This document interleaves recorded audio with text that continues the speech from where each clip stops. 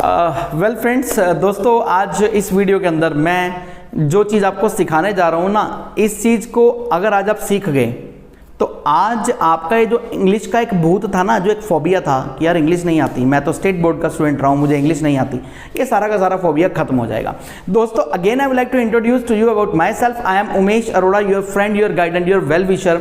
दोस्तों क्या आपने कभी ये सोचा है कि एक बच्चा जो कि इंडिया के ही किसी और स्टेट में पैदा हुआ, जैसे एक बच्चा गुजरात के अंदर पैदा हुआ, वो गुजराती बोलता है, नो डाउट।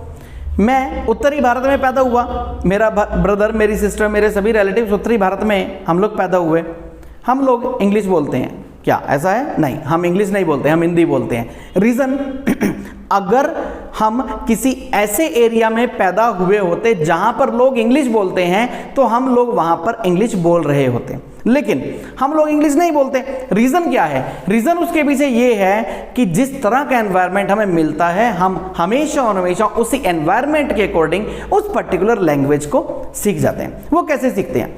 अगर मैं गुजरात में पैदा हुआ होता तो मैं गुजराती बोल रहा होता, उस कंडीशन में भी जब मुझे गुजराती का एक भी अक्षर लिखना नहीं आता और गुजराती का एक भी अक्षर पढ़ना नहीं आता। Let us take an example. मैं अपनी बात करूं, I born in a Punjabi family. मैं एक पंजाबी फैमिली में पैदा हुआ।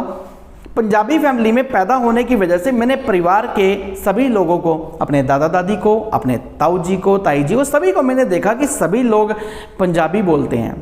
यही रीज़न है कि अपने बचपन से लेकर तब से लेकर अब तक, आज तक मैं 100% पंजाबी बोल लेता हूँ, 100% पंजाबी सुन लेता हूँ और पंजाबी कम्युनिटी में बैठकर अच्छे से बात करता हूँ। पंजाबी में लेक्चर भी डिलीवर कर सकता हूँ, जैसा इंग्लिश में या हिंदी में करता हूँ। In the same man I can also deliver the lecture in Punjabi language also. बात ये होती है कि अगर मैं पंजाबी परिवार में पैदा हुआ तो मैंने पंजाबी को कैसे सीखा। देखिए, हर किसी लैंग्वेज के 4 मॉड्यूल्स हुआ करते हैं। Let us understand the meaning of this all the 4 modules. Number 1 is speaking, listening, reading and writing. इनमें से स्पीकिंग एंड राइटिंग, ये दोनों के दोनों हमारी आउटपुट हैं। आउटपुट मीन्स जब हम कुछ सीखेंगे, जब हम कुछ पढ़ेंगे, जब हम कुछ सुनेंगे, यानी जब हमारी लिसनिंग होगी और जब लिसनिंग होगी और जब रीडिंग होगी, तो उससे हम लोग प्रोड्यूस कर पाएंगे, चाहे हम उसको राइटिंग पोर्शन में करें, चाहे हम उसको स्पीकिंग पोर्शन में करें। तो let us understand the meaning कि इनपुट क्या है। इनपुट है हमारी रीडिंग और सेकंड इनपुट है लिसनिंग। इनमें से भी अगर मैं प्राइमरी इनपुट की बात करूं तो हमारी प्राइमरी इनपुट है लिसनिंग। ये प्राइमरी इनपुट क्यों है?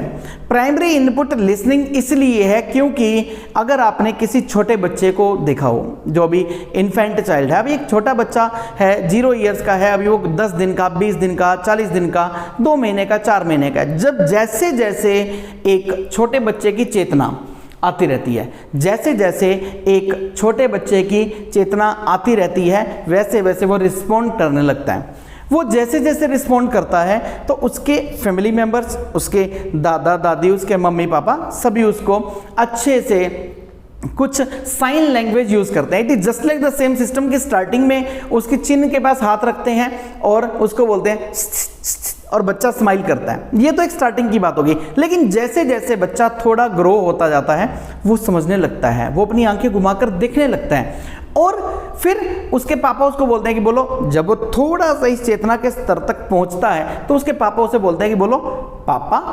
फिर वो बच्चा थोड़ा सा ट्राई करता है पापा बोलने की, फिर मम्मा, फिर वो दादा। इस तरीके से वो कैसे पॉसिबल है?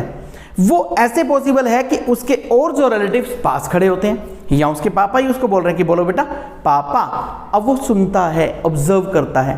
अभी वो उसको एक भी अक्षर उस पर्टिकुलर लैंग्वेज का लिखना नहीं आता, लेकिन उसने केवल और केवल सुना है, उसी को बार बार सुनता है, 1 बार, 2 बार, 20 बार। फिर एक दिन ऐसा आता है जब वो बच्चा अपने मुंह से वो शब्द बोलने लगता है। फिर वो बोलता है पापा, फिर वो बोलता है मम्मा, फिर वो बोलता है दादा। इस तरीके से अब जो जो वर्ड्स उसको बुलवाते रहते हैं, वही वर्ड्स उसके माइंड के अंदर कॉपी होते रहते हैं, माइंड कॉपी करता है और फिर उसको आउटपुट के पॉइंट ऑफ व्यू से उसके मुंह से बाहर निकलते हैं वो शब्द। तो दोस्तों यही था वो सीक्रेट जो मैं आपको बताना चाहता था। एक बच्चा जो भी पैदा हुआ है, 1-1.5 साल का हो गया, 6 महीने का था, 9 महीने का था, 1 साल का हो गया, 1.5 साल का हो गया, थोड़ा बहुत बोलने लग गया, इस अवस्था तक पहुंचा कि कुछ बोल सकता है। अब वो उसने तो कोई इंग्लिश स्पीकिंग कोर्स नहीं किया, अगर आपने उसको इंग्लिश में बोलना सिखाया, अगर उसने देखा कि घर में सभी लोग इंग्लिश में बात करते हैं, तो बच्चा ऑटोमेटिकली कौन सी लैंग्वेज बोलेगा? मुझे बताने की जरूरत नहीं है, वो केवल और केवल इंग्लिश बोलेगा।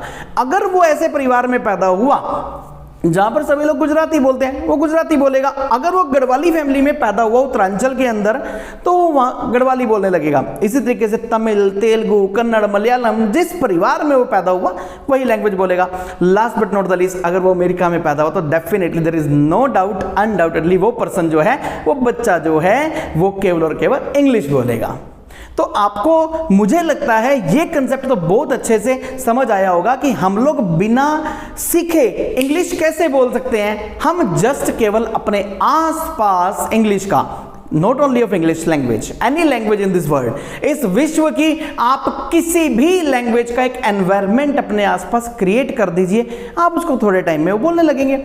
आप आज गुजरात जाकर रहने लगिए, आप आज गुजरात जाकर रहने लग जाइए, आप गुजराती बोलने लगेंगे थोड़े टाइम के बाद। मैं एक एग्जांपल देता हूं, मैं अपने स्टडी के दौरान मुझे तमिलनाडु जाना पड़ा, तो वहां पर मैंने देखा कि लोग वहां पर जो लैंग्वेज में बात करते थे, तो उसकी मैंने टोन पर्टिकुलर सीखी। हालांकि उसके बारे में मैं आपको अलग से वीडियो समझाऊंगा कि वो टोन कैसे यूज हुआ करती है, क्योंकि वो हमारी इंग्लिश लैंग्वेज का एक पर्टिकुलर पार्ट हुआ करता है। वो टोन हम ऐसे यूज करते हैं जैसे कि हमने यहां पर बोला, आपने गाना सुना होगा lungi dance lungi dance lungi dance, तो वो जो टोन हुआ करती है ना, it is just like the same system. कि मैंने बोला once there was a crow, he was very thirsty, he flew here and there but he didn't find water anywhere, last he reached the garden, there was a jug of water. Tamil Nadu का व्यक्ति बोलेगा once there was a crow, he was very thirsty, he flew here and there but he didn't find water anywhere. दोस्तों समझे, इसको बोलते हैं mother tongue influence. Mother tongue influence का मतलब हुआ करता है जिस मातृभाषा में आप जन्म लिया है, उसी मातृभाषा का प्रभाव आपके ऊपर होना। Anyhow, let us come back to the same topic. दोबारा से बात करते हैं। उस बच्चे ने जिस एनवायरनमेंट को देखा, वही वाला उसके माइंड ने कॉपी किया और वही उसने बोलना शुरू कर दिया। तो आपको शायद इस वीडियो में ये बात जरूर पता लगी होगी कि प्राइमरी जो हमारे पास डिवाइस है, वो केवल और केवल लिसनिंग है, जहां पर आपको एक भी अक्षर लिखना नहीं है, जहां पर आपको एक भी अक्षर पढ़ना नहीं है, केवल और केवल सुनना है। जब आप उस अक्षर को, उन शब्दों को सुनेंगे, आपका माइंड उसको कॉपी करेगा, आप उसको बोल पाएंगे। यही सीक्रेट है कि आप इंग्लिश बोलने की जस्ट कोशिश कीजिए, और उस कोशिश को करने से पहले इनपुट डालिए अपने कानों के अंदर। ज्यादा से ज्यादा इंग्लिश सुनिए, जितनी ज्यादा आप इंग्लिश सुन पाएंगे, जितनी ज्यादा आप इंग्लिश सुन पाएंगे, उतनी ज्यादा आप इंग्लिश बोल पाएंगे। केवल और केवल एनवायरनमेंट क्रिएट कर दीजिए। अब ये क्वेश्चन खड़ा होता है कि एनवायरनमेंट कैसे क्रिएट होगा? इंग्लिश लैंग्वेज का एनवायरनमेंट क्रिएट करने के लिए आपको बहुत सारे सोर्सेज हैं। अगर आप इंग्लिश पढ़ सकते हैं तो आप इंग्लिश न्यूज़पेपर पढ़िए, आप इंग्लिश मैगजीन्स पढ़िए, आप अपने इंटरेस्ट की कोई भी एक बुक ले आइए, उसको पढ़ने की कोशिश कीजिए। जैसे जैसे आप उस बुक को पढ़ने लगेंगे, आपकी आंखें जो है उसको रीड करेंगी, आपका माइंड उसको कॉपी करेगा, और वही चीज़ आपके सबकॉन्शियस माइंड के अंदर बैठ जाएगी। वोकैबुलरी को नोट करते जाइए, कहीं पर लिखते जाइए, उसको लर्न करते जाइए, और जितना हो सके इंग्लिश सुनने की कोशिश कीजिए। जितना हो सके, जब आपने अच्छे से सुनने की कोशिश कर ली, जब आपने अच्छे से रीडिंग करने की कोशिश कर ली, उसके बाद आप इसको चाहेंगे तो लिखेंगे या चाहेंगे तो बोलेंगे। बोलने की प्रैक्टिस ऑटोमेटिकली हो जाएगी, लेकिन होगा तभी जब आप दोनों के दोनों इनपुट डिवाइसेस को यूज करेंगे, जब आप सुनेंगे और जब आप पढ़ेंगे। ये दोनों के दोनों हमारे पास जो है इनपुट होगी। आउटपुट में हमारे पास आप उसको बोल भी सकते हैं और उसको लिख भी सकते हैं। एक बच्चा अपने पेपरों के अंदर, अपने फाइनल एग्जाम्स के अंदर दोस्तों वही चीज पेपर में लिख कर आता है जो उसने पूरे के पूरे साल में पढ़ी है, क्योंकि इनपुट गई ना अंदर, इनपुट गई इनपुट गई इनपुट गई, तो इसलिए आउटपुट निकलती है पेपरों के दौरान। तो दोस्तों मुश्किल नहीं है इस दुनिया के अंदर कोई भी काम करना, और इंग्लिश सीखना तो बिल्कुल भी मुश्किल नहीं है। That's my 100% guarantee to you. The reason being that I have also been, मैंने कहा थोड़ी सी इंग्लिश आपको बोलकर दिखा दूं। I have also been the student of Haryana board, I have also been the student of government senior secondary school Jagadhri.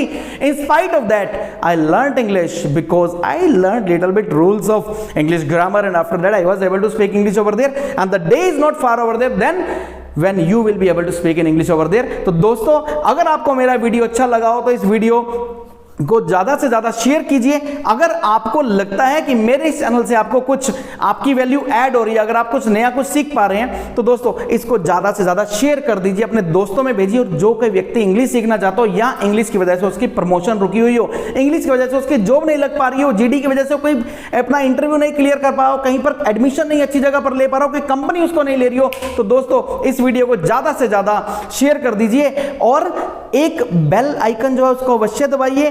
Bell icon दबाने का ये बेनिफिट है कि आपके पास सबसे पहले मेरे वीडियोस पहुंचेंगे, और मेरे चैनल को जरूर सब्सक्राइब कीजिए। इन्हीं शुभकामनाओं के साथ आपका मित्र, आपका शुभचिंतक उमेश अरोड़ा।